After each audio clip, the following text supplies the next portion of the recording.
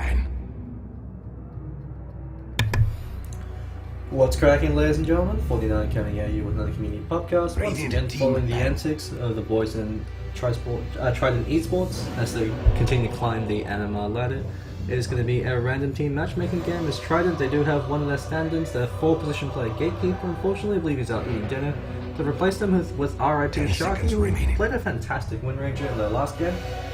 This time, I believe one of the players on the rating side actually do recognize GZA. I believe he's actually a pretty high ranked player, 5 to 6k from what Mule was telling me earlier. Before the game loaded, they do have a 6k player on their team, so hopefully shouldn't be as one-sided as the last game. But a Wisp as well as an Outlaw Devourer ban coming in from Team Trident.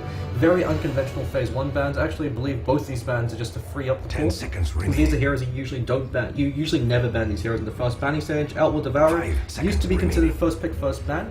Nowadays, because there's so many counters to the Outlaw Devourer, such as, for instance, Viper, who doesn't give a damn how much intelligence you steal, Razor, who tends to be the most conventional Outlaw Devourer counter, or even heroes like the Lone Druid that have been receiving quite a few buffs in the A3 patch, they do tend to work quite well in the mid lane against the Outlaw Devourer, or at least make it a fairly even matchup so you don't completely lose the lane.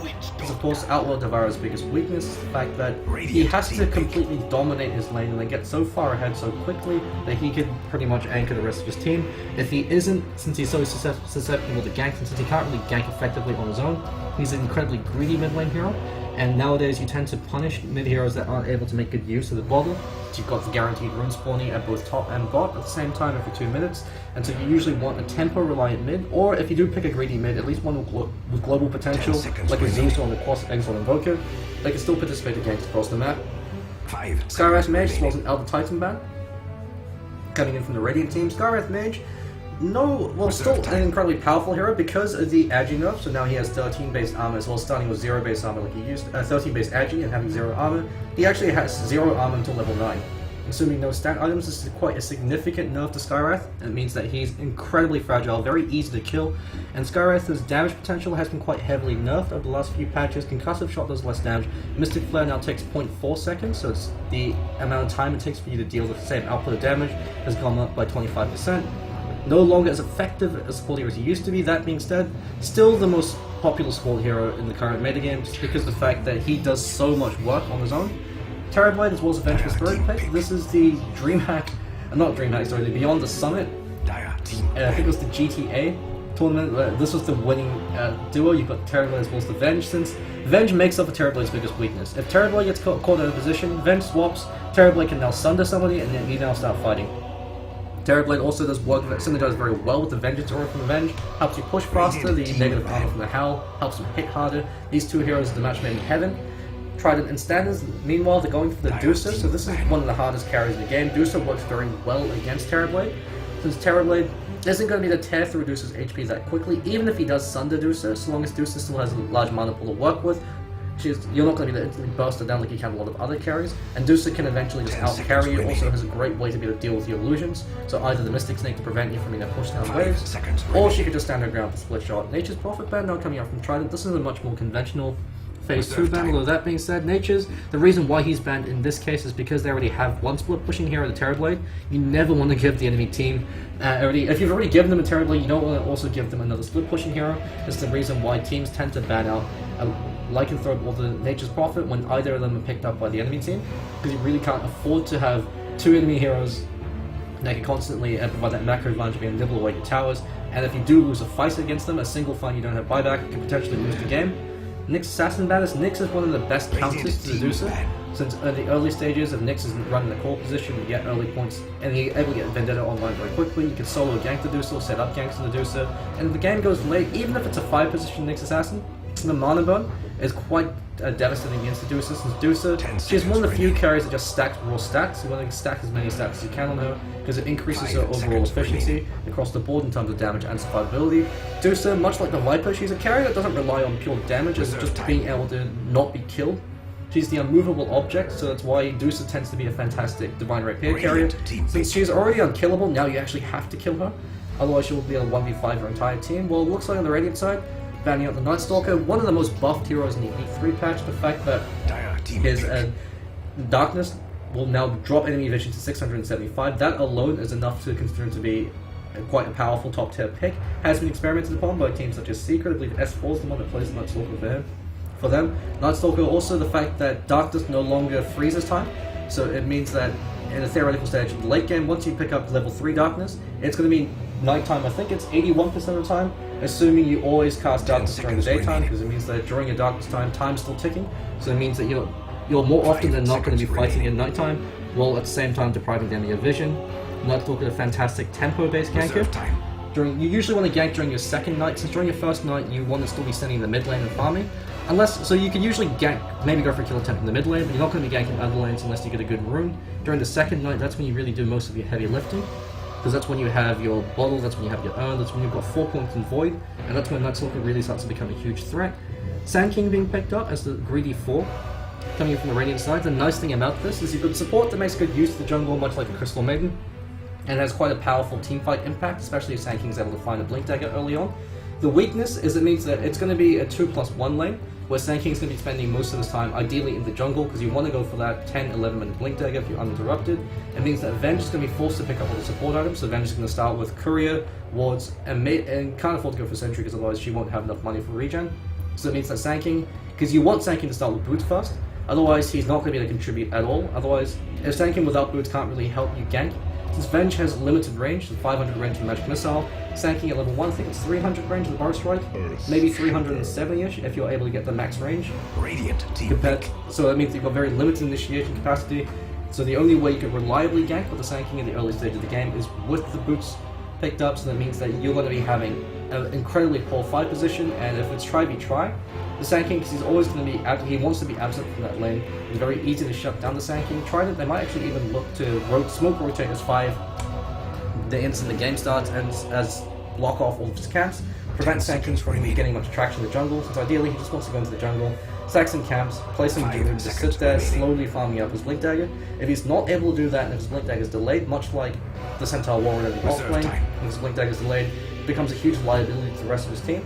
Earthshaker and Witch Doctor, very interesting support duo. You've got some synergy in the fact that you can fissure to set up for the cast, but both these heroes, the weakness I suppose is where is your damage coming from, since Witch Doctor most likely going to be going for the Voodoo Restoration build. The weakness of the Malediction build is you need to get level 3 Maledict very early on for it to actually be worthwhile, and Maledict, because Witch Doctor is so fragile, going for the Malediction build means that even if you do get a kill, you're always going to be throwing your own life away, and it's the reason why you tend to see max cast with the Voodoo Restoration build.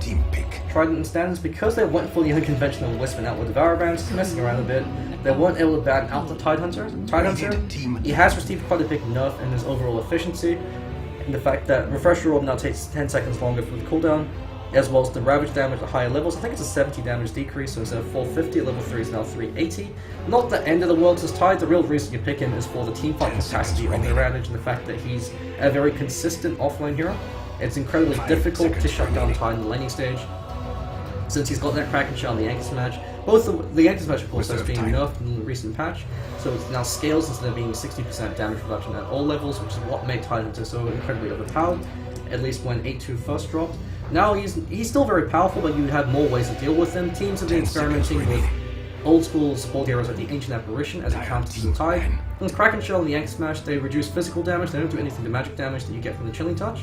So Tide Hunter, still a very powerful offlane hero due to his high consistency, but there are counters that teams are starting to work out.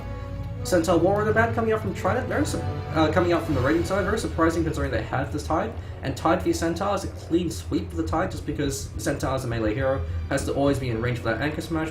Once he's Anchor Smashed, he can't deny anything, and so Tide should be able to quite heavily get the CS advantage. Death Prophet ban coming out from Trident, that's to ensure that the Queen of Pain, a mid hero who's highly dependent on winning her mid lane and controlling that tempo, isn't going to be contested. Invoker against Queen of Pain, if it's cross Exalt Invoker, it actually becomes fairly even, just because cross Exalt has enough base damage. Queen of Pain is very high base damage at level 1, but once Invoker gets level 2 Exalt, he starts to outpace the Queen of Pain, so he just has to play reasonably passive early on, trying to get as much CS as possible, and then once he gets that level 2 Exalt, then he can start to dominate that lane, really prioritize the nice to shut down the Queen of Pain. Queen of Pain, she has received quite a significant buff in 8-3. Blink is now 1.3k range, so it makes it the highest range Blink, including the Blink Dagger item itself, as well as Anti-Mage's Blink.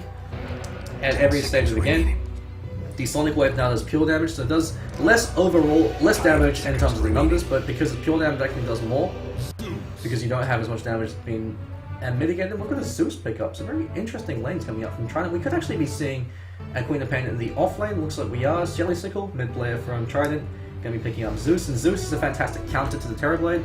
This Terrorblade's biggest weakness is he's incredibly fragile. He doesn't want to go for a BKB. Terrorblade's usually one of the weaker BKB carriers, and he usually picks it up. If he does go for the BKB, he goes for it as maybe his second or third item, since he always wants to go for Mantis Style and Discardia. It tends to be the most efficient build of the Terrorblade. He just relies on getting so tanky that he has enough stats to guarantee he can get a Sunder off. And so Zeus, he says nuts to that. If you want to fight as 5 early on, which I'm going to force you to do because my team's going to be attacking you all the time, you can't show up because otherwise you're going to get instantly blown to pieces. If you don't show up, then I'm going to blow the rest of your team to pieces.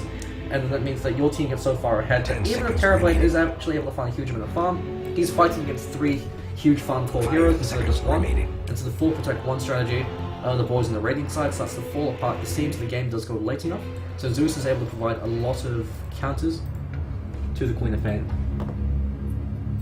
And so we do have a quick pause as KQT, otherwise known as Fair Rider, the captain, always the one to disconnect. I'm not too sure what's wrong with his internet, but obviously it's if this is a regular issue, I suppose this is to be expected. Going to introduce the players over on Trident Esports. We've got KQT, the captain, otherwise known as Fair Rider, going to be the 5 as the Witch Doctor. Jellysickle, going to be the mid position player as the Zeus in the 2 position role. Venadamon, going to be the 1 as the Deucer. Mule going to be the offlane Queen of Pain. So this is something new that's popped up because of the fact that Blink now has such an absurd range. 1.3k range is huge at all levels. So it means you can play incredibly far forward, so long as you're able to turn around in time, I guess. Because you have to realize the fact that the Sand King, he's not going to be spending much time in lane. He's always going to be stacking and clearing out camps. He ideally, I guess, wants to wait till level 3. But past that point, he's not going to be having too much impact, and Queen of Pain actually can shut down the Terrorblade a reasonable amount by spamming out that Shadow Strike to try to zone him out, get a few cheeky right clicks in here and there. And Sharky going to be the 4 as the Shaker. Shaker will almost always take farm priority over any other support, much like the Sand King, because them with a blink versus them without a blink, massive difference. Over on the Radiant side, we've got GZA. I'm not too sure if this is the same GZA, but if it is, pro player or semi-pro player, I think he's the one that's got 6k MMR that Mule was referring to earlier. Going to be the, what I believe is going to be a mid lane cross Exalt Invoker. Bonjo is going to be the 1 position Terrorblade. We've got Font Color. So I'm not really too sure what Venge's name is. Kind of cutting off here. Well, we've got Yellow. I'll stick with, since he's calling himself Font Color. Alright, we've got Yellow as the Vengeful Spirit, and we've got MPJ as the Sand King. That looks like they're waiting for their orange to pick their last hero, which I believe was the Tide, so it looks like Nuoya Era. Gonna be the offline Tide. We are still paused, waiting for orange to reconnect, as well as, I suppose, KQT. But in the mid lane matchup, we're going to be seeing Zeus against the Cross Exalt Invoker. This is actually a very interesting matchup. Zeus, because he's got such terrible base damage and because he's got such a terrible front swing for his attack animation as well as low range, you're not going to be winning the deny war against most mids, but at the same time, with the Zeus, you're always guaranteed to break even, just because, worst case scenario, you can bottle crow farm from distance with the Arc Lightning, and so every Arc Lightning basically ensures you 1 CS.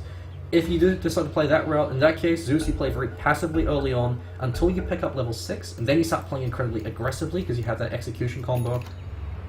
So GZA should be having a fairly good time in that mid lane matchup, just because he's got the base damage advantage. Of course, that being said, he won't be able to deny Zeus too much, just because Zeus has got more damage to work with.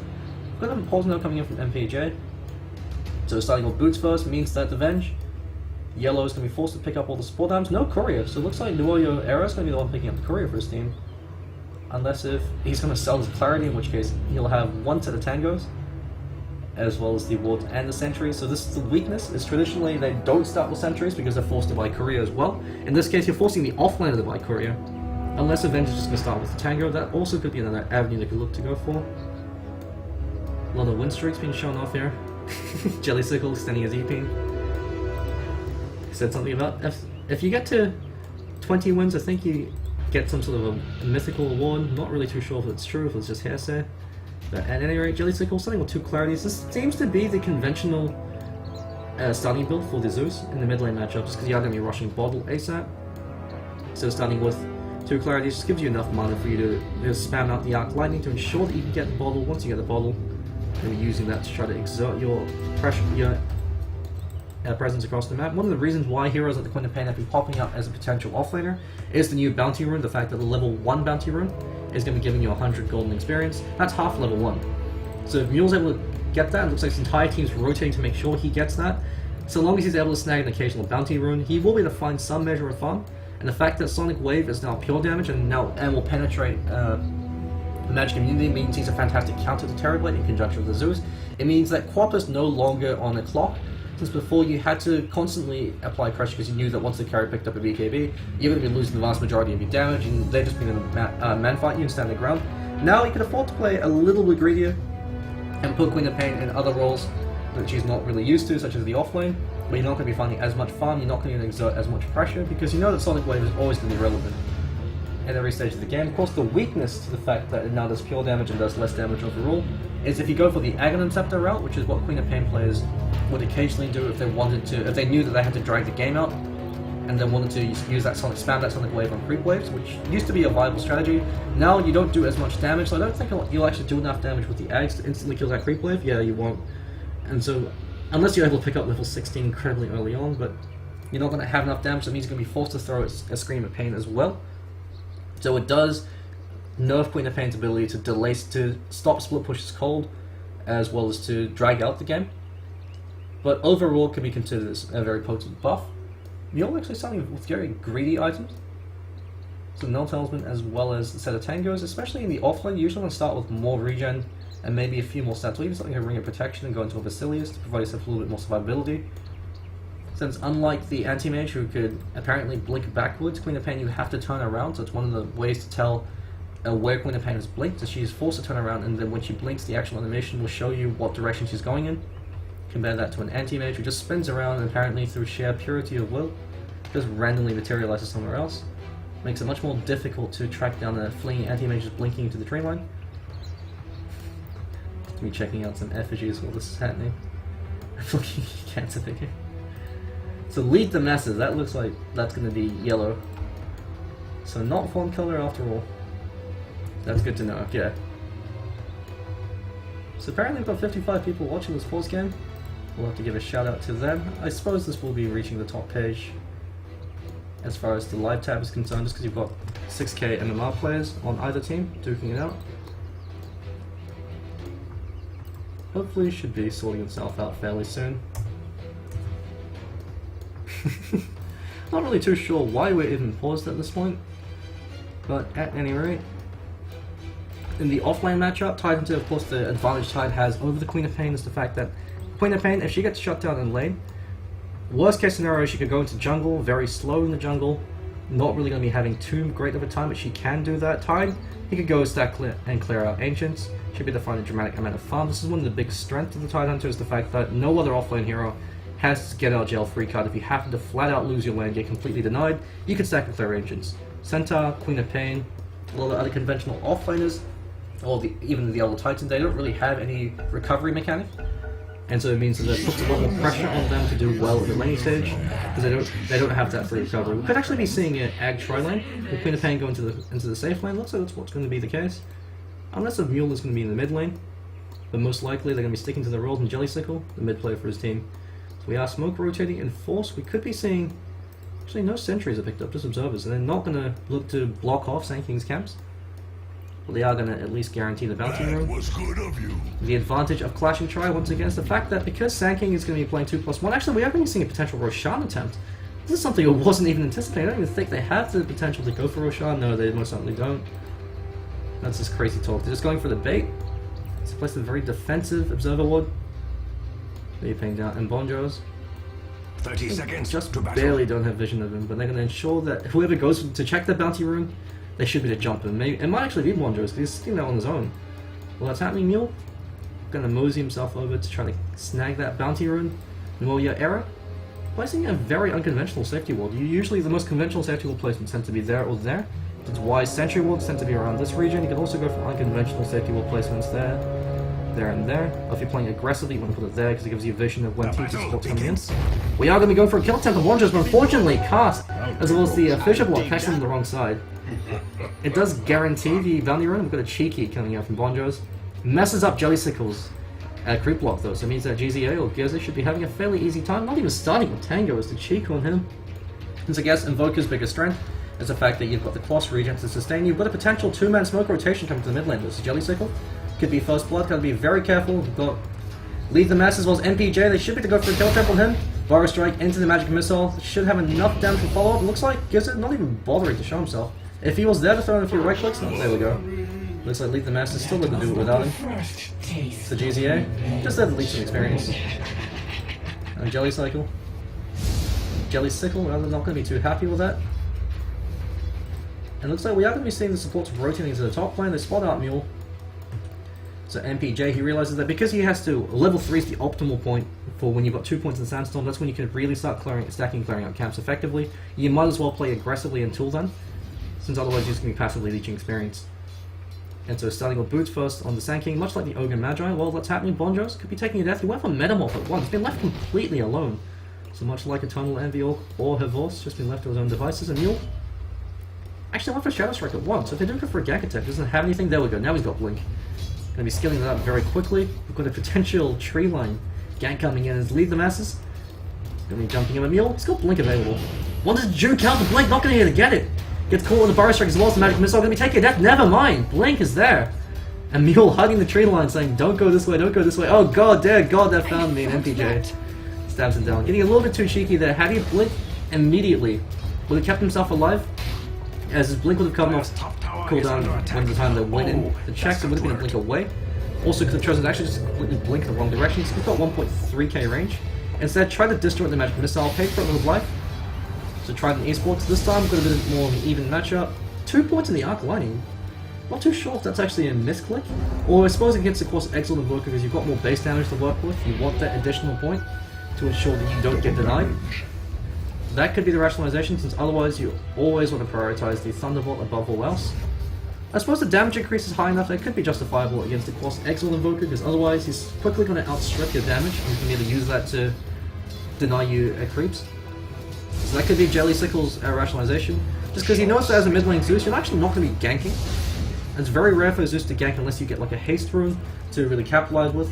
Most likely just be sitting there in the mid lane, and when a gank happens, you're going to throw down your ult.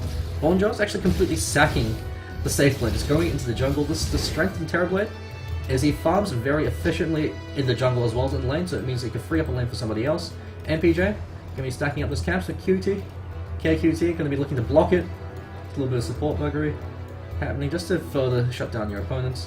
Leave the Masses TPing in. They might look to cut off KQT, but RIP Sharky's there waiting in the wings. He's got the Fissure available. Cast comes through to prevent the Magic Missile. Magic Missile now comes through from a little bit late. Fissure actually blocks off Bonjo's. That keeps him alive. Leave the Masses actually eats a Melodic, so KQT not even bothering to go for the Buddha Restoration build.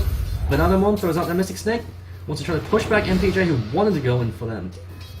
Burrow Strike, not able to close the distance in time. We are going to be seeing a max Mystic Snake build. It's a very old school Medusa build. We do tend to see players go for skip Mystic Snake build, especially in the European scene. They go for stats instead, or go for an early point and split shot to play a bit more aggressively. But I suppose the Mystic Snake does give you a fair amount of work. Of course, the biggest weakness of Medusa, if you go for this old school build, is you tend to go for Lincoln Sphere as your first big item. And Lincoln Sphere is a farming item in Medusa. It does give you incredible defensive capability, but you can't really fight with just a Lincoln Sphere. You just want to use it to keep farming. You've got 2 points in the Shadow Strike early on from Mule, so this ensures that he has a bit more lane control against the type. Yes. Since Mule, what he's best at, as far as game mechanics are concerned, is usually controlling his lane and getting a lot more farm from that lane and getting a lot more denies.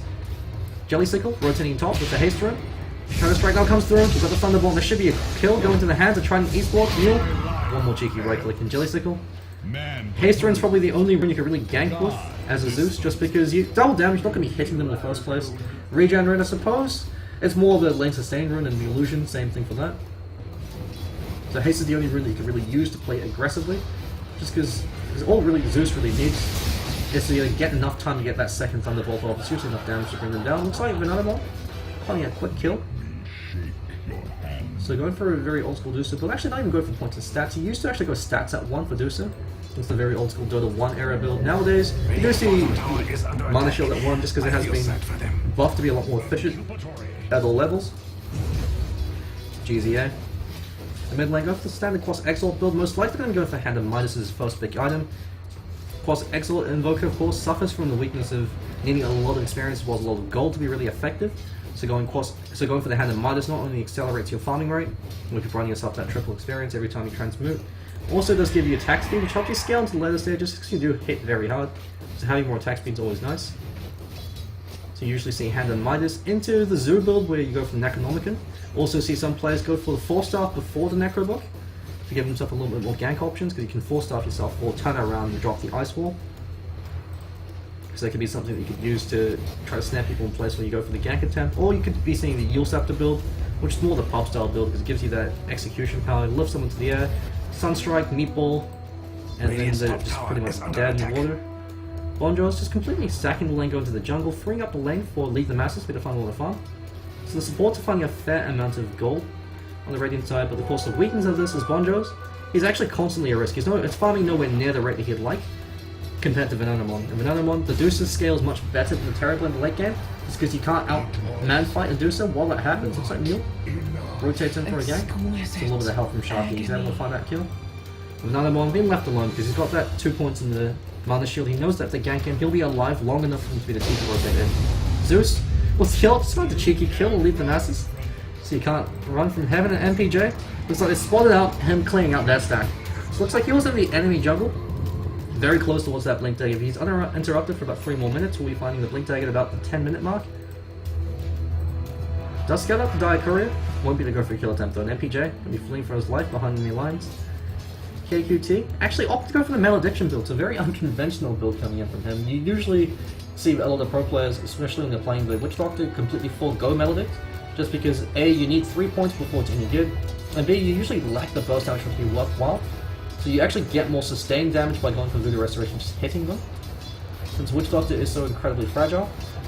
Of course, the nice thing about the Malediction build is if you're running dual lanes, which they are in this case, and finding a fair amount of farm, or if you're getting a lot of kills, I suppose because you've got the Shaker as well, Shaker provides all the lockdown you need, you really need some kind of damage.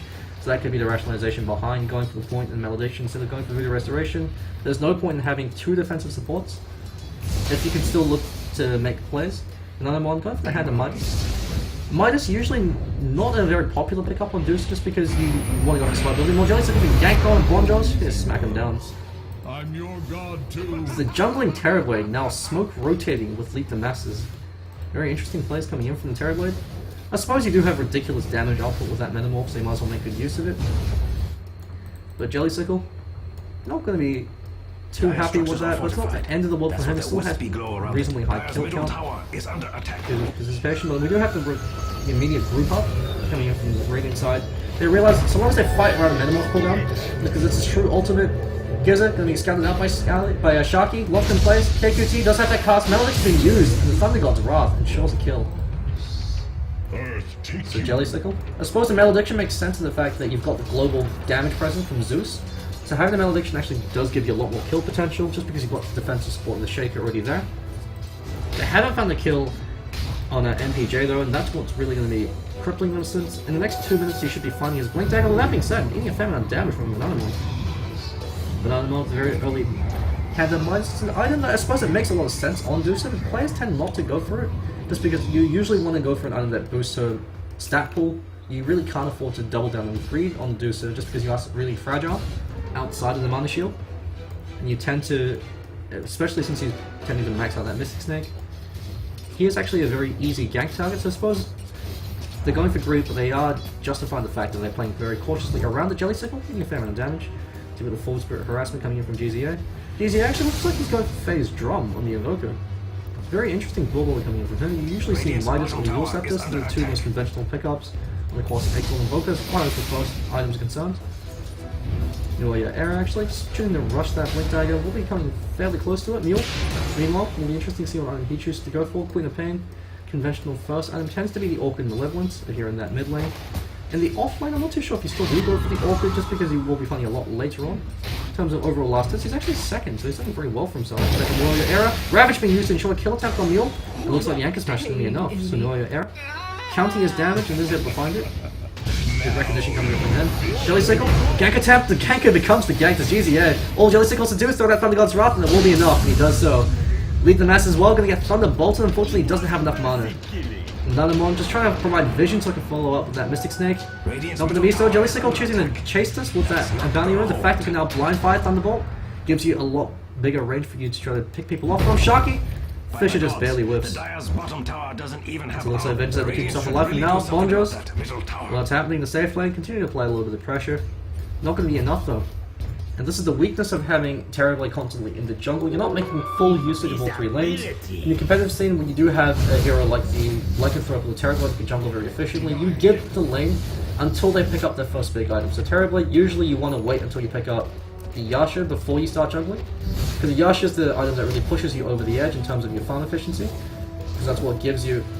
It's a very cost-effective item for stats as far as Agi hero is concerned, especially since you're partially ranged and you've got incredibly high armor. So you usually want to wait until something like Brown Boots, Yasha, to Ring of the Healer, then you go into the jungle, and then you leave that lane for one of your supports to be able to find farm. Otherwise, if you sack the lane from the start, you're giving a free lane to the enemy. It doesn't matter how efficient Terrorblade is at jungling. If you compare him, he's got about half the gold per minute compared to Bananamon. You do have the epicenter insurance of 11-minute blink dagger. Bananamon though just walks it off. TP support's coming in and will be enough to be able to bring down Bananamon unless Nevermind swaps there. Cast bounce is actually keeping him in place in KQT. And shows a kill attempt on Leap the Masses. Leap the Masses is dead in the wall. The Thunder God's Wrath is there. He should be able to use it to go for a kill attempt. Never mind, holding on to it. Sharky just backing himself off. If he had done 60 more damage, would have been enough for Thunder God's Wrath to execute him. Or if he was in range for following a few right clicks to disable the blink, would have been enough. With that being said, they do defend their carry, while at the same time being able to pick up a kill, so all is well as far as Trident Esports is concerned. Jellysickle. Zeus, the most popular item, the first item tends to be the Blink Dagger. The Blink Dagger gives you everything you need, the ability to reposition yourself on the hero that's going to be constantly fighting the backline, makes a huge difference. Yule Scepter and Full Staff also tend to be quite powerful pickups on Zeus. Or, of course, this is a pub game, go for the Ancient Scepter Refresh roll, but you tend to build those later on. Very easy kill. The nice thing about the Zeus is much like the Cross Exile Invokers, he makes your lanes very gankable, just because he provides such a massive amount of damage. If you have somebody else there to provide some kind of lockdown, that Bonjos, I mean Dovon, but there's no Death Ward available. Didn't have mana for it, and KQT found his life away in exchange. MPJ? Actually, KQT decides to throw his life away, goes in for a kill attempt on Bonjos, still alive for now. Has to wait another Burrow Strike for you to go for this kill attempt. MPJ should be the finalist. KQT, dead in the water. And Bananamon walking the other way, saying, alrighty, I'm out boys. RIP Sharky to provide some covering fire. Hal being used Sunstrike on a whip. Bananamon backing himself away as he saw that Hal and K steals a Sunstrike. So good recognition coming in from him. We've got a mech actually coming online for the Titan too. And so because they've got the early Blink Dagger for Sanky, they rely on him to be the initiator. Bananamon swapped out, doesn't actually have that much mana. So if they catch him with a stun, they could be a death. The Jellysickle's there, it's got Thunder God's Wrath, gonna throw that out. One more right click from Bananamon, he turns around and throws a kill. Mystic Snake forces him back for now. Unfortunately, he snaked a hero into the creep, so it actually doesn't get that too much mana from that, or too much damage. You're actually going in, just burns him down. Sonic Wave screams. Sonic Wave first. Sonic Wave, it takes 0.25 seconds before damage actually is applied. That's why heroes like Puck, it's similar to the Lina Finger of Death, the Lina Limited Blade, or the Lion Finger of Death. It applies a debuff for 0.25 seconds before the damage is applied. So you can actually disjoint the Jellysickle, taking a fair amount of damage. Keep himself alive, and now Spirit with Sunstrike. I didn't find an easy kill on Bonjos. He's been playing too aggressive with Death Ward and Echo Slam. And they can ensure a kill on GZA in the mid lane. One thing to note though, if you are playing Puck against Queen of Pain in the mid lane matchup, you need 2 points in phase shift to be able to disjoint Sonic Wave. The Sonic Wave, the damage is dealt at the end of the 0.25 seconds, and since phase shift lasts for 4.25 seconds, you're guaranteed to get it off, assuming you phase shift right as Sonic Wave flies. So you need 2 points in the phase shift to be able to disjoint Queen of Pain's Sonic Wave. MPJ, defensive ward being dropped. We do have a mech very early on, so the reason why Tide could go for mech is because you've got your primary initiative MPJ. The weakness, of course, is a huge difference between Blink Burrow Strike and Blink Ravage. Blink Burrow Strike, you have to line them up for it, whereas Ravage is pretty much a fire as to get, as long as you're close to them. GZA could be taking a death there, Jellysickle should be able to run him down. Fish should be used, the Nugo on KKT, he should be taking a death there. There'll be a restoration as well, and Jellysickle gets burned down, but he's quite close. So they do lose to Tail 1. And Bananamon really doubling down on greed, going for the Lincoln Sphere. So it knows that if the game goes late, you want to build for late game. So Midas helps you go into the late game, Lincoln Sphere helps you fight. When you do go to the late game, as far as the mid game is concerned, it's a farming item. But when it goes to the late game, it lets you fight just because it makes it so much more difficult to bring down. Also can help you, if it absorbs one swap, that can be quite a critical swap. Change, prevent you from being pulled out of position. Radiant's top Bonjos tower is under attack. nowhere near the net worth. He's actually got less net worth than Jellysickle, who's died multiple times in that mid lane. It's a very questionable decision making coming from the Radiant side. If they had another hero to make good use of that safe lane they had abandoned, might have worked out. But this is why you see pro teams, they have them in lane until they pick up their first big item, then they rotate away. So in the case of Lycanthrope, tends to be level 6 as well as the Medallion of Courage, then you leave the lane and you free it up for a support hero. Whereas for Terrorblade tends to be a keeler into the Yasha with Brown Boots. So at that point, you're farming the lane just as quickly, you're farming the jungle just as quickly as you're farming the lane. Without that item, you're going to be farming dramatically slower. And because you're sacking the lane, the enemy carry that's sitting there is getting free farm in your safe lane. Makes it very difficult for you to try to recover. Especially since you've also given away to the hardest hard carry in the entire game, Dusa. Damn nigh impossible to bring down. Well, your arrow turns out that Ravage, the Kraken Chuck kept him alive, and now it might be a ton around for a kill. That not going to be enough though. Mule doesn't have that Sonic Wave, he hasn't used it yet, throws it out now, and MPJ gets blown to pieces. He is going to need to go for that Orchid Malevolence, and actually should have enough money to finish it. Sunstrike flies through, lifts the enemy, and take that tail 1 tower on the top lane as well. So everything's falling apart for the boys in the Radiant side. If we have a quick look in terms of golden experience, 2,500 EXP leaf going to the hands of Trident. In terms of gold, which is quite significant amount, we're about 6,000 gold going to their hands as well. The experience is significant at this point because it's the difference between your core heroes having that level 2 ultimate versus the enemy, and your supports having a lot more HP available than theirs. Gizzo should be dying to the malediction damage. Mule turns around for a few cheeky right clicks. Orchid now being delivered to him. So this is the same, this is roughly the same rate, about 2 minutes slower than he would have found that Orchid if he was in the mid lane. More or less on par. If you rush the Orchid, or Brown Boots as well as Bottle, usually going to be finding around 16, 15-ish minute mark if you're lucky. Jellysickle will be on the receiving end of that epicenter. Bonjo still doesn't have the Yasha. This is an item that you usually find in the Terrorblade about 11 minutes in. This is the reason why Terrorblade is picking the competitive scene, is with the Yasha and with the Ring of Aquila, he farms at the same, roughly the same rate as the Anti-Mage with the Battle Fury. But unlike the Anti-Mage with the Battle Fury, who needs a much longer space of time to farm it, it's a much more bigger pickup. You can actually, some players can even find it in the first 7-8 minutes, especially if you get First Blood. The fact that Bonjo's found it at half the speed that they have really is going to dramatically impact them, because he has to spend 5-10 minutes longer farming up his next big item if he wants to stand his ground against the Zeus. And so that means that his team's going to be fighting 4v5 a lot longer. It's going to be quite a huge impact, because it means that Trident Esports, they have to superior team fight for the next 10 odd minutes. Their great hasn't been punished. The one item up. Tide still doesn't have a blink. That mech really hasn't been paying out too much.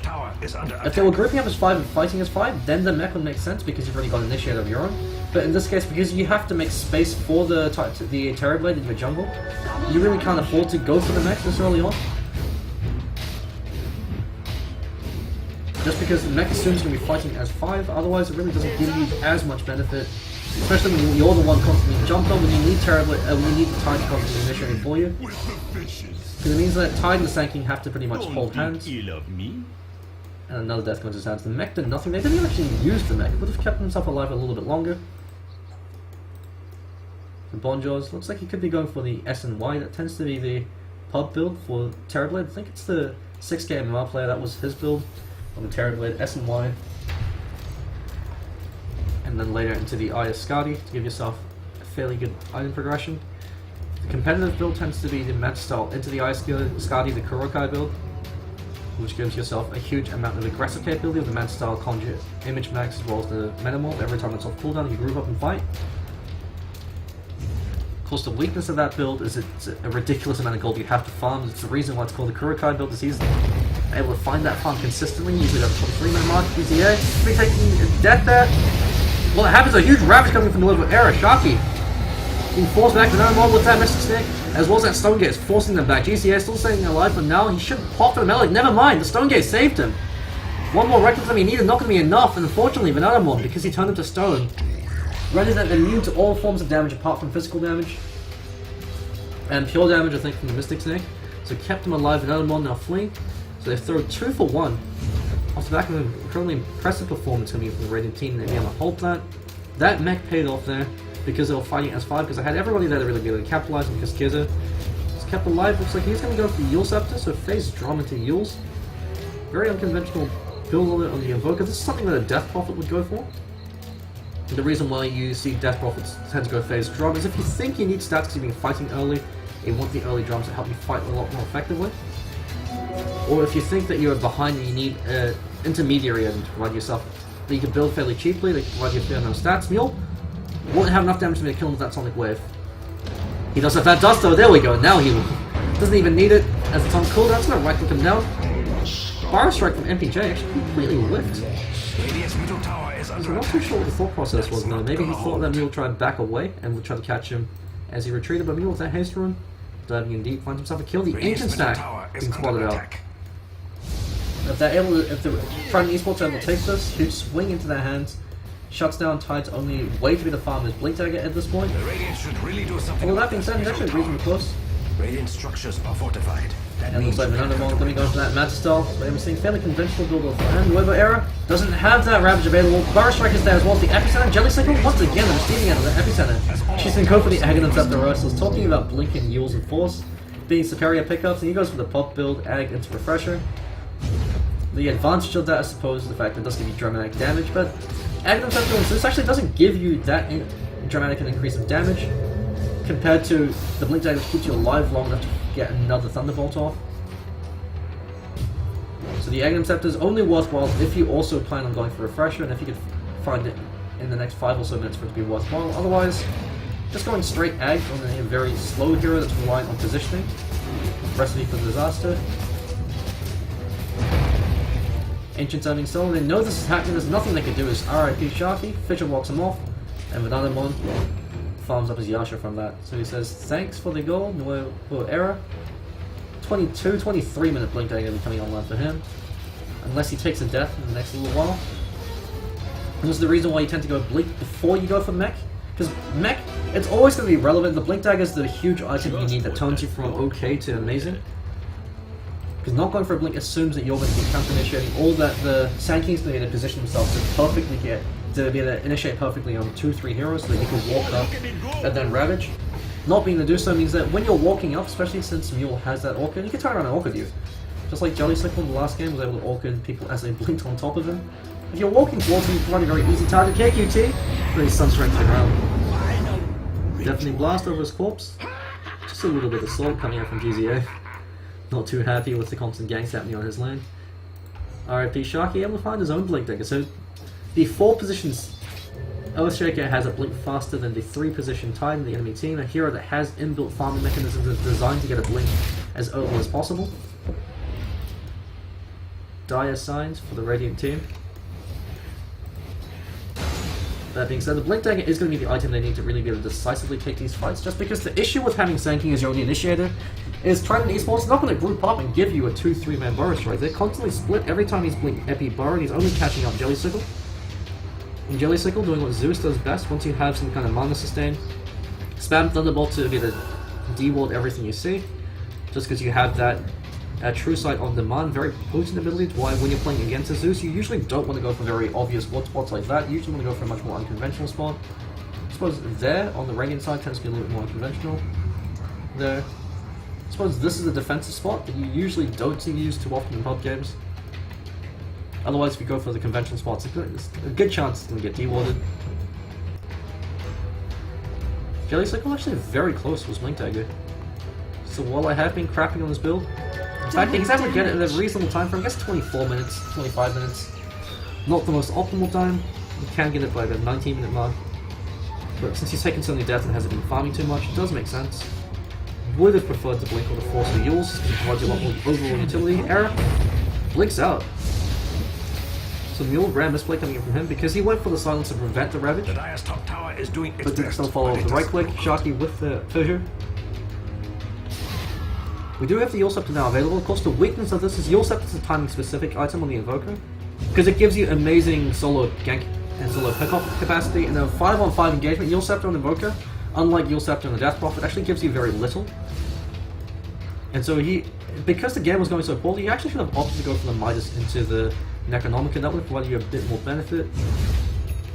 Or even going for a 4-star for the team would have been a much more effective pickup. Jelly Cycle. Fortunately, they do know that they're going for Roshan, since he didn't go for the much more obvious one. So I suppose this tends to be more common in the competitive scene because it provides a lot more vision with the enemy agents. Sharky blocking him off, but leave the masses. Caught on the other side. Being a little bit cheeky though, Mule might look to go on him. He's got Thunder Glaive available. Stone Gaze has been used as well as the Orchid Silence. Thunder God's Wrath actually pops him. They do jump on KQT as well as Era jumping in as well. He does have Ravage used on Jelly Sickle, not going to be enough though. Death Ward going to be able to clean up Bonjos.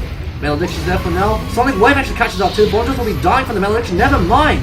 Sunder keeping himself alive for now. Bananamon left alone. Throwing out a few cheeky right clicks here and there, but he's out of mana. No Aegis in sight. And Trident Esports. The throws are here off the back of that Sunder. They also feed the free Aegis to the enemy team. Mule buying back, Madbag coming up from him. He's going to try to turn this around or maybe try to steal the Aegis. He does have that 1.3k range. Blink to work with. And the Radiant Side respecting that, they back up. But that's a fantastic fight going to their hands. 5.5k gold swing as well as a 6k XP swing. Goes to show you how far ahead Trident Esports were. They've pretty much lost all of their leads they've gained from that, especially because they're going to be losing their tier 2 tower most likely. It was about 5,000 gold lead. Bonjos duking out against Mule. Yule Scepter actually being used to keep in position for now. Bonjos doesn't have that Sunder though, so he's just getting on over there. Mule should be the blink. Actually, the cast bounce. Ooh, never mind, it's not going to be there. So he did go for the 6k MMR build, but you go for Boots of Travels, as well as the Ascended Yasha. Probably going to go for the Skadi now. Could also choose to disassemble the Ascended Yasha into the Manta Style. Of course, the drawback is, what are you going to do with Naked Sanj? You're not going to be going for the Heaven's Halberd or the Terrorblade. So rare misplay coming in from Trident Esports, getting a little bit too cocky, throwing a huge lead away. The fact that Zeus still went for the eggs, doesn't have any positioning items, is going to really hurt him. Yule Scepter as well provides you the added benefit of being able to potentially dodge the Ravage. Since Ravage, the projectiles are a lot slower than they used to be. Jelly Sickle, this time he knows where the ward is. It's a very obvious Roshan attempt. Sunstrike's also been used. Radiant side, they don't have Metamorph to work with this time. That's the true ultimate of the Terrorblade. It's not so much the Sunder. The Terrorblade, with the Sunder and without the Metamorph, is a completely different beast. The Metamorph is what gives you the ability to really stick in and deal the damage that you need. Bananamon looks like he's got his Man Style flying up towards him. So off to a good start. Mule, probably going to go for the Sheepstick. Could also be seeing potential Lincolns, but double Lincolns really not going to be helping out too much. So most likely going to be the Sheepstick.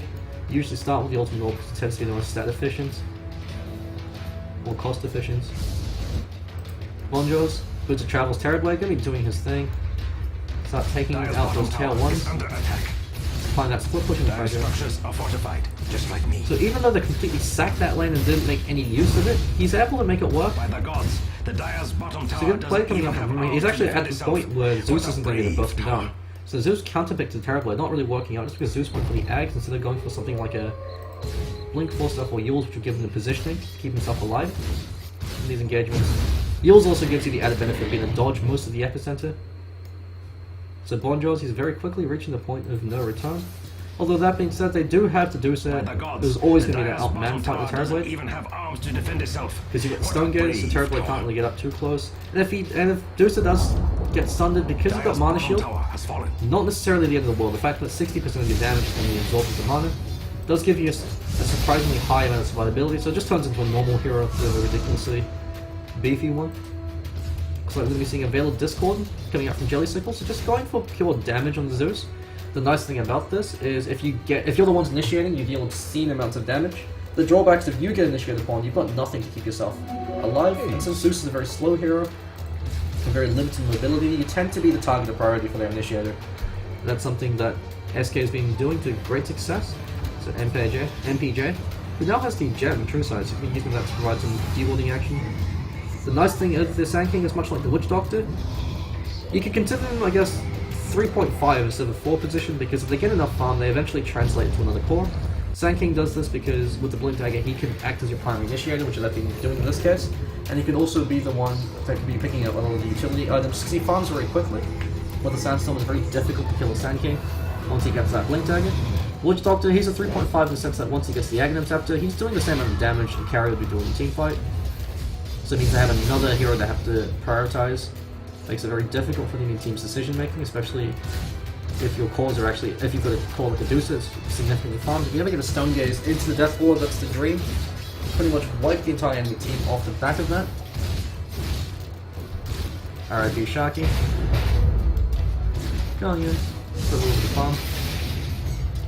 Jelly Circle most likely going for the Veil of Discord, unless he's going for Dagon. Could be going for... No, never mind, yeah, he was going for the Veil of Discord. We'll give him more overall damage than the Dagon. Skadi actually online for the Terrorblade, so he's reached the point of critical mass. Skadi is the critical item for Terrorblade. That turns him from a very fragile but very high DPS hero to a hero that's completely outright nuts once he pops that Metamorph. In this case, because he didn't go for the Mana Style, I suppose Sergeant Yasha might actually even be the more efficient pickup now that Mana Style has been nerfed. The fact that illusions deal less damage to towers. It still does give you the mind game shenanigans, I guess it does give you more overall DPS. But SOY's got the easier build up. And the stats are always going to be worthwhile. So Bonjo's is going to be continually applying pressure in whatever lane he goes into. Necronomicon 3 now coming online, so Azure build about 8 minutes later than you'd like, but the fact that Necro 3 still is a very valuable pickup to Zeus. No mobility on Necro Warrior would ruin his day if he just runs in him. KQT. Witch Doctor's not going to be going for a 4-star anytime soon, since Witch Doctor tends just to go for the Aghanim Scepter. And Sharky, he's actually not going to be in any place to go for a 4-star either, he's a Blink Dagger. So you've got the two very greedy supports in the sense that both Witch Doctor and the Shaker, they're not going to go for 4 stars as their first big item, you usually go for something else. Shaker's case the Blink Dagger, which is entirely selfish, and in Witch Doctor's case the Aghanim Scepter, which doesn't provide any benefit for his team outside of the ridiculous damage. So we've got another quick pause coming out, hopefully this won't shouldn't take too long. Bonjo's doing his thing, split pushing. Probably going to be looking to go for something like a Butterfly now, so he can try man fight more effectively against the Dusa. Force Venadamon to go for a MKB of his own, since Venadamon going to be going for the Skadi. So both Dusa and Terrorblade, very similar in the items they build, of course the exception being Link Sphere, because they have very similar sort of playstyles. Split push, group up when you have that huge ultimate. On Terrorblade's case, the Metamorph. And fight around that cooldown. If we have a look at overall golden experience, it's actually completely equalized. So off the back of that one fight, in the Roshan pit, that Trident Esports were completely decimated at, gives a huge amount of experience into their hand. In terms of gold, I believe it's about 2,500-ish. Could actually be dead even at this point. An overall net worth. Terrorblade, Bonjo's, I was ragging him out for actually having a very slow start because he started off in the jungle instead of starting in lane. But I suppose the advantage of starting off in the jungle is the fact that he only took 2 deaths. So this is the issue of Terrorblade, he's just a hidden threat. He's able to just hide, continue to farm. You don't think he's too big of a threat because you're never seeing him. Well, you're too busy killing the enemy team. And then out of nowhere he walks out. Skadi, I've got your standard pub game trash talk antics. RFE Shark with the Invis leading the charge. So mentioned Kaza, pro player in the Australian scene. I think he might be immunity. Maybe it's immunity. Top tower is doing its best, but it doesn't do good. The rest of his team hiding behind him. As Bonjo's can pretty much still push down on his own. Now he's got Leap the Masses, providing that aura. Actually, I think I recognise Leap the Masses as well. Radiant's bottom tower is under attack. I feel sad for I suppose how many 5 to 6k MMR players could there be in Australia and New Zealand? Radiant's bottom tower has seen Jelly Signals. Doing his thing. I mean, one of the nice things about Zeus, especially if he goes for a mobility item like a Blink Dagger, is he's very powerful at stopping pushes because hitting them once to Arc Lightning forces them to run towards you. Radiant's bottom tower is under attack. Of course, Dojo is different from a lot of other MOBA games in the sense that the creeps are actually the vast majority of the tower pushing damage. All you have to do is keep the creeps alive and they'll push towers for you. Radiant's bottom tower is in League of Legends, you're the ones actually killing the tower. Dire's structures are fortified. Another one doing his thing defending. He's got the Eye of Skadi coming out. At the rate this game's going, wouldn't be too surprised if it does go to Divine Repair Dire's level. middle tower has fallen. Because the weakness of the Dusa is the items you traditionally build on her don't really give her any real form of damage, just the fact you're getting lots of hits in once you get the Skadi. So with you deal a lot of overall sustained damage, but most people run away from you. Since after all, you've got snakes coming out of your hair. Whereas I suppose Terrorblade, because he's got inbuilt damage from the Metamorph, Skadi's a great pickup on him, just because he doesn't necessarily need more damage. He's got the lowest base attack time in the game, besides I guess Oracle. And he's got inbuilt damage from the Metamorph, whereas Dusa, while you're very difficult to kill, if they choose to ignore you and kill the rest of your team, then you're in a very sticky situation. There's Sunstrike, definitely blasting Meatball. Sharky actually keeping himself alive for now. GZA. He put himself in a very questionable position. We now have everybody rotating in. Epicenter coming through. Ravage actually catches out 3. Fantastic Ravage from the Louisville era. Sharky with a huge Echo Slam, actually turning things around. Deathwalk being used. Might be to bring down Gears of Bonjos. Stands his ground. Fortunately, KQT tries to prioritize the full HP Terrorblade instead of the lower HP Invoker. And it's just Venomon. Venadomon left to defend us. Metamorph being used. Bonjos is going for the Jugular. Much like the Lycanthrope, if you lose a fight against a Terrorblade, you can potentially lose the game because they just push at such a ridiculous rate. It makes it very difficult for you to recover. So they punish mistakes much more heavily than other heroes. Great Vision Block from Sharky. They might be able to go for a kill attempt on Bonjos. He does have that Sunder available, so Venomon has to show respect to that. Stone Gaze is used to turn him around. Unfortunately, it doesn't catch anybody. Venomon looks like the Cold Snap was used to try to break. Oh, never mind. The Yule Scepter was used to break his Lincoln Sphere. They lose their tier 3, but they are able to hold on to their Rex. So Venadomon's got that going for him. Ayascadi now online. Might actually look to go for a high damage item, so a Daedalus is conventional pickup. BKB's now online, so Jellysicle, his entire item build, the sole purpose of it is to effectively deal with the Terrorblade because you want to be able to keep ganking. Actually, Gem and True Sight, just drop on the ground. Cheesy, hey, please. Venomon could have just walked towards that and just pick that one up. Looks like the couriers are the same day though. So Divine Rapier actually wouldn't be too bad of a pickup for the Deucer in this case because you've got a ridiculous amount of survivability, you have a ridiculous amount of teamfight control with the Stone Gaze and with the Ayascadi split shot. All you need now is just sheer damage to actually kill them before they walk over the rest of your team.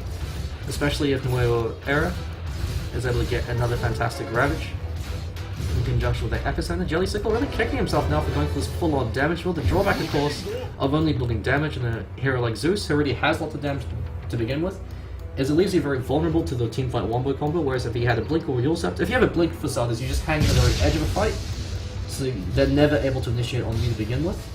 Since you can blink yourself back into the fray, you can always hang back. Much in the same way that Ember Spirit fights. Or if you go for the Yule Scepter, if you get jumped, you usually have enough time to respond with the self-heals. It gives yourself a little bit of time. Also solves pretty much all your mana issues if you're going to be spamming all your abilities all the time. I mean, that being said, if he hadn't taken so many deaths this game, and had he gotten these items a lot earlier, because he's already, I suppose, has the setup from Sharky, it can be quite powerful. But the issue with Trident Esports is their only real form of initiation at this point is Sharky. And if Mule goes in because he doesn't have a BKB, he's going to get blown to pieces. If he's solo pick off, he can maybe look to Blink Sheep, and that could be your form of initiation. But otherwise, Queen of Pain's usually your secondary initiator. Unless you're solo ganking, you've got enough burst damage to kill them. It's the reason why Queen of Pain tapered off when supports like the Ogre, Magi, and Skywrath Mage came into fashion. Because Skywrath usually is able to interrupt the Sonic Wave with the Ancient Seal if you're fast enough. With Ogre, he's so tanky he doesn't really give a damn if he eats a Sonic Wave, he's just going to stand his ground and Fire Blast you. And Queen of Pain is dependent, especially if you play in mid, on getting those pickoffs. So that's the only area where she could really be the primary initiator, is solo pickoffs and ganks. Otherwise in the team fight, she's usually the secondary initiator that comes in afterwards once they clump to go in with the Sonic Wave. Because the enemy players tend to have a habit of clumping when they're on the attack. So once a Nuevo Era goes in, if he doesn't capture Queen of Pain, they tend to clump around him to go in for the kill. That leaves them open to the Sonic Wave. They might actually have to hold onto the Sonic Wave just to deal with Bonjos. Since the Terrorblade Sunder pretty much turned that Roshan engagement around that, and once he has the Skadi, he's got enough HP that Sunder's actually quite a viable threat. You have to throw everything you have at Terrorblade to ensure you kill him, otherwise the potential Sunder turnaround is huge. Smoke rotation now coming in from the boys on the Radiant side. They're going to be looking to go for the cutoff, and Jellysicle once again, he does turn this around though. Mule cycling up in the air by the Invoker looks like, actually RIP Sharky with the Echo Slam. Bonjos gets the stun, and never mind, Sunder's blocked by the Lincoln Sphere. He didn't go for the reflection. Nuevo Era using the double refresher hold, Ravage not able to get off the second one. RIP Sharky will be taking a death. But the boys in Trident, they're doing it, they're turning it around 4 for 2. They're more than happy to throw them to the ground. Unfortunately, Bonjos stayed alive. So they started chemotherapy, they weren't able to bring down the cancer though. The Venomon. He's found the counter to the Terrorblade, it turns out it's the Lincoln Sphere. Really rookie mistake there. He knew Venomomon's had that Lincoln Sphere, he's had it for a while, nobody else in his team had interrupted it, and he still chose to opt with the Sunder. Instead of going for the reflection. I suppose the drawback of going for reflection is he might have died in that window and locked down again. But the fact that he went for Sunder without even stopping to check for the Lincoln Sphere, I mean, this is the benefit of Lincoln Sphere, is it exerts the invisible pressure on the enemy team. It makes them make more mistakes. It's an item that can exacerbate the mistakes. So even if it's not 100% foolproof, one time it does work off and pay out huge. KQ2, short tower kill is actually reasonably close to his eggs. Radiant's middle tower is under attack. 1.2k gold off, not too bad. One of the nice things of the Aghanim Scepter is it does have a reasonably easy build up. The most expensive part costs 1.2k and every other part costs 1,000 gold. So every time you're in a fight, you pick up a few kills to support and you don't die, you can buy another piece. Another Roshan attempt coming in from Trident Esports. With that fight going to their hands, significant swing, so they actually were behind in terms of net worth. Now completely equalized with Roshan, should go right down to 0. Support to a fairly marginal lead experience. Starting to claw back into the hands of the boys in Trident. That dramatic peak coming in from the effectiveness of the Terrorblade farm. Bondros, I believe he still does have that BKB, so 9-second BKB. Swap actually using Jelly Sickle. Jelly Sickle, once again, caught out of position, they're throwing everything they have, but while they're focusing on him, Bananamon in the back line, Death wanting a huge amount of work. Jelly Sickle's going to die to the dark damage from the Utter Shadows. MPJ might actually die to the Malediction, so he did get that Veil of Discord off. Bondros actually walking back and forth between Bananamon, does get that Thunder off this time. Echo Slam comes through as well as the Ravage. That Ravage might be the decider. And looks like GCA able to find 3. Mule stances ground, going to be throwing his life away though. Thunder God's around buyback from Zeus, does clean up 3. That's something they didn't anticipate, I suppose, is the buyback efficiency of Zeus. The fact that this buyback and press R instantly kills 3 heroes. And with that, slows in terms of experience, it does go into the hand to the Radiant side, but they're down but they're not out. That buyback, as well as the ult killing 2, ensured that they at least give away Roshan for free. Also ended the spree of Bonjos. So fed a reasonable amount of gold. Actually, wouldn't have been too big of a spree, but it feeds a reasonable amount of gold back to Jelly Sickle. So it refunds his buyback. BKB now online for the Invoker. So this is the strength of the Zeus and the macro level. Much like a Tide Hunter, he forces their cores to go for BKBs whether they want to or not. Because if they don't, then spank them with lightning. And even if they do, BKBs eventually will hit 5 seconds.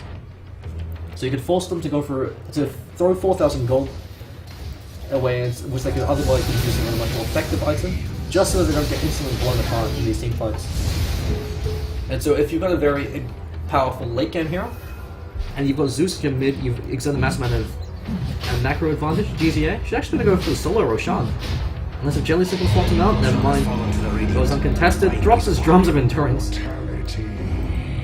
Courier not even being sent. There we go, Courier's not coming back around. So one of his teammates went for the turnaround. Looks like he's leaving a full spirit there to deny it just in case.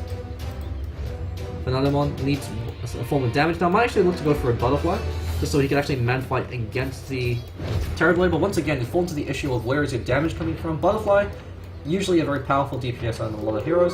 Drusen, not really one of them, just because you don't really have any other damage items. Mantis Style, exponential DPS, same with Butterfly, it gives you exponential DPS in the fact that it amplifies your damage if you have another damage item. But in this case, he doesn't actually have any damage items. So Divine Rapier could, or maybe, yeah, Butterfly into Divine Rapier could be a potential option. Much safer builds, of course, is going to be the MKB, the Daedalus. Butterfly, of course, still is a very powerful pickup on Deucin. MPJ, actually, huge misplay coming from him. You never want to click on the target with Lincoln Sphere because it does count as a targeted spell. Whereas if you click just right next to them, or in front of them, or behind them, still will trigger the Burrow Strike. Jelly Sickle, TP on out, but Bonjos should be able to bring him down. Ridiculous DPS output on the Terrorblade. 2 attacks a second. Not even including the Conjure illusions. Butterfly actually coming out. Still going to be seeing Butterfly Wars from both carriers. GZA duking it out with Vanadimon. Swap from Lead the Mass on the QKT. Error with the BKB, actually keep himself alive, and now the entire team is turned to the stone. Turnaround plays now coming in from Vanadimon. He has to stand his ground against this mule, pops 1, brings down GZA. Doesn't have anything else to go from. Sharky goes with the Echo Slam for lockdown. Refresh, Ravage now coming in from Error. And GZA showing off their BKB. Sharky going to be taking a quick dirt nap. Well, Vanadimon standing his ground against Bonjos, turned to a pig. He still has Thunder available. Terrorblade's reached critical mass. It's going to be so difficult to deal with him.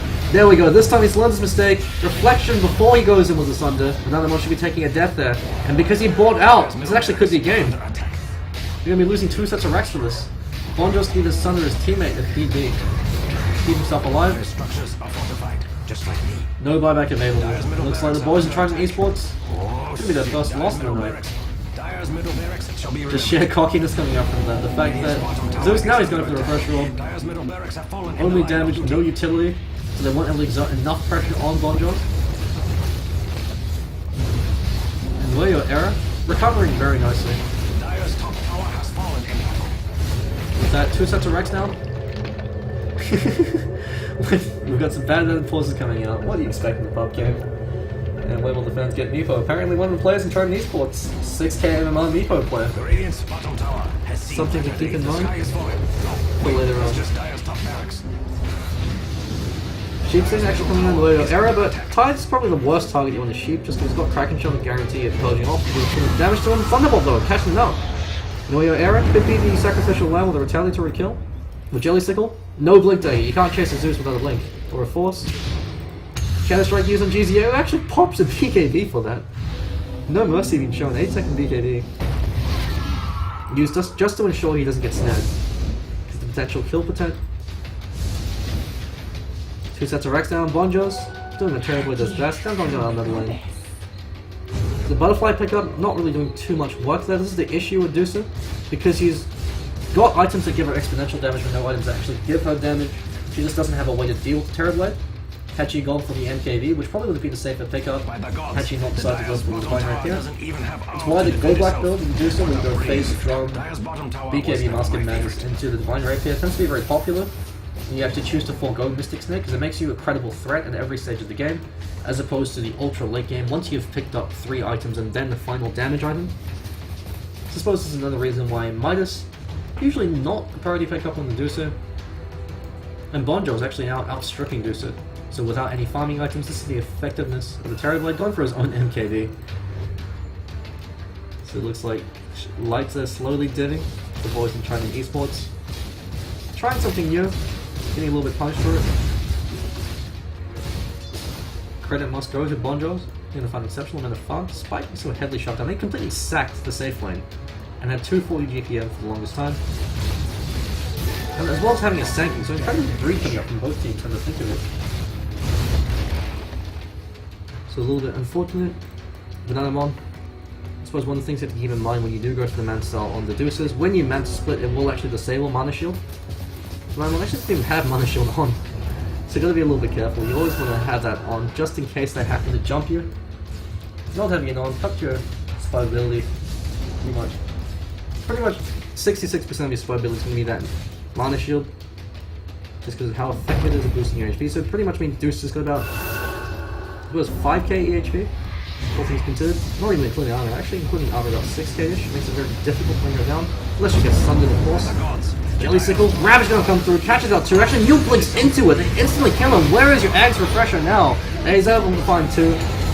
Lead the masses, blinks out KQT, stands his ground with the Death Ward. Bonjo's actually turned to stone, he does have Sunder available. Bananamon said we'll find a kill on 1 RIP Sharky. Trident Esports might be doing it, Bonjo's though. He gets that Sunder off, standing his ground now.